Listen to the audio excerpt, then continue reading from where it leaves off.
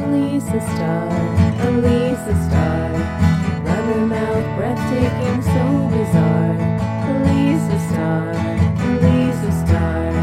She's your friend. Hello, everyone. This is Alisa Starr, and this is my thought of the day. And I have been posting this story that I wrote. It was maybe one of the first things. I didn't go to real college. I just got a baby AA, and it was the first time I used citations. It's called "The Military is the Biggest Polluter in the World," because the military is the biggest polluter in the world. And I found like NBC News and news from around the world from reputable sources proving my point, right? And everyone's talking right now about how to save the earth, but nobody's talking about how the U.S. military, if they just stopped polluting, if we just started regulating how much pollution every base was excreting, as well as our carbon footprints around the world, as well as the, because I mean, there's 3 or 4 things, right? There are 679 sites around the U.S. where there's military housing, and there's a large number of PFAS, which is basically like plastic and other shit in your blood that causes cancer.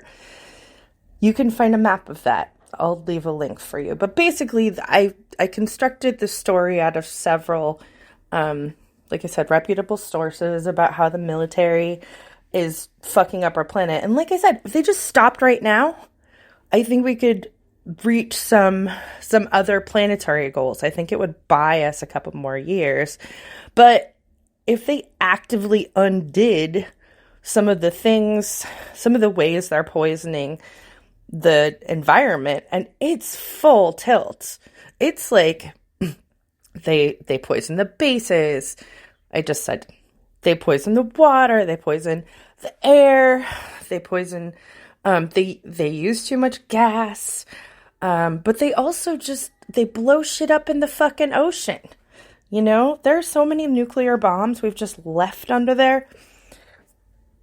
We give them a lot of money. They could clean up the mess, but no one's going to oversee the military.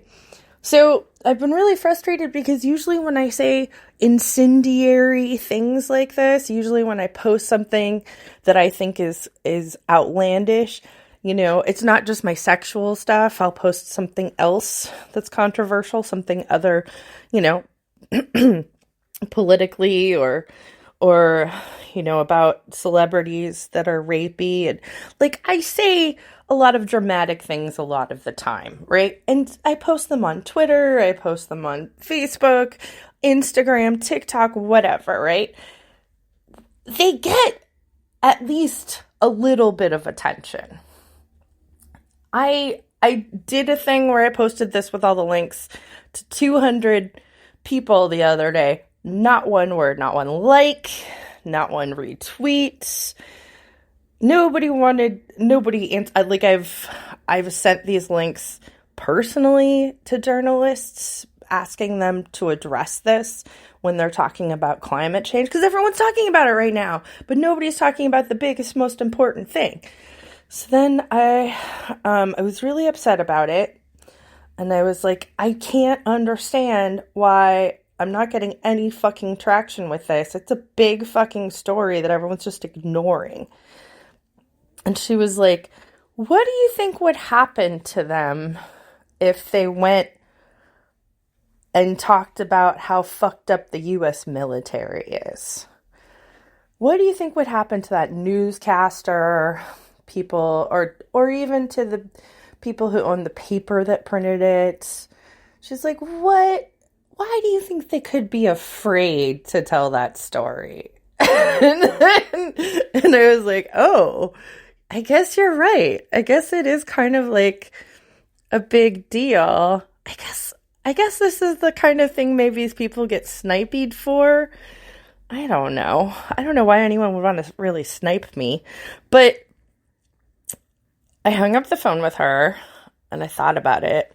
And then I was like, oh, fuck. I probably shouldn't have tweeted those articles to the Pakistani government asking them to use it to fuck with us. Oh, I really shouldn't have done that.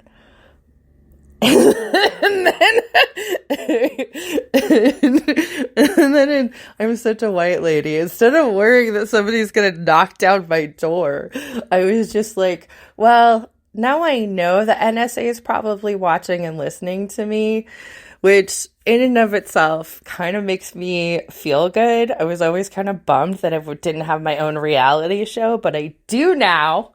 There's at least one person who's always listening to me, and not only does he have to hear the stupid shit that I make, like these podcasts, even though they sound rambly, these are not my first attempts. I go through a lot of attempts. I'm super repeato girl in my apartment, so it just makes me feel good that I am someone's reality show, that somebody's always watching me, that maybe they're learning some shit. Maybe I'm going to help them process their feelings.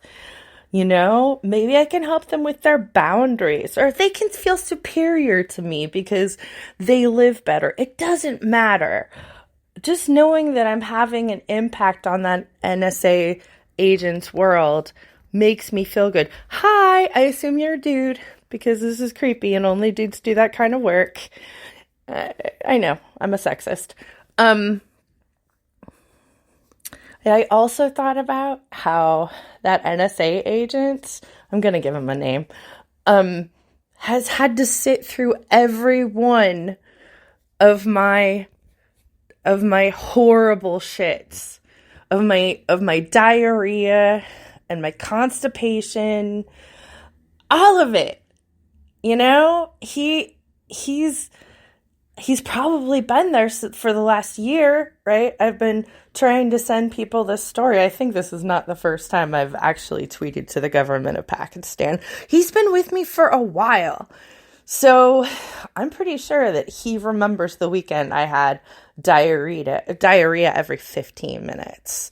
You know, like hopefully as fondly as when I jiggle my boobs at the camera, but yeah, I'll keep you posted. I'll let you know what I name my NSA agent. And just remember, if I get disappeared, I earned it. I deserve it. I tried to do something awesome. I tried to save the world, and not just with my fucked up greeting cards. Is what I'd like you to think if something terrible happens to me. But I don't have any control over how you feel. I understand that you can have more feelings about that disappearance that I'm planning now for myself. This has been Alisa's Starr's Thought of the Day. And as always, the Alisa Starr's Thought of the Day is brought to you by Snarky Cards. Snarky Cards. Brutally honest greeting cards. Getting your dick wet since 2007. Today's Snarky card is, when people are assholes, leave. It's better to be alone than to be alone with an asshole. Sincerely, Alisa. Get these snarky cards and more at snarkycards.etsy.com.